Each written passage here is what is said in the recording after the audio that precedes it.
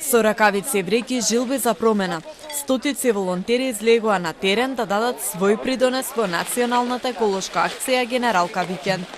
Волонтерите го собираа ѓубрето додека механизацијата со багери и камиони го отстрануваше поголемиот кабес отпад.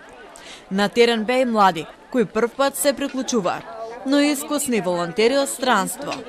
Млада девојка од Полска веќе 2 години учествува во Генералка викенд и ги повика сите млади луѓе да го направат истото. Смета дека со вакви примери се создава култура на грижа за животната средина која треба да биде постојана, а не еднократна. 2 години сум вклучена во оваа акција во Генералка викенд. Сакав да мобилизирам сите од Македонија да се вклучат во акција, пошто сега е моментот. Нема веќе одложување, да виме се во ѓубре, не е убаво така. Мислам дека подобро ќе биде ако сите заедно ќе засукаме ракави да се вклучиме во акција.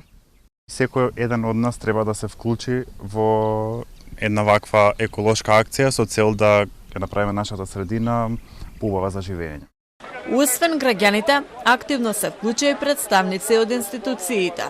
Со вреки во рацете отпад собра и председателката Гордана Селјановска-Давкова, министерот за животна средина Изет Меджити, министерката за образование Весна Јаневска и председателот на ЗЕЛС Орце Ѓоргиевски.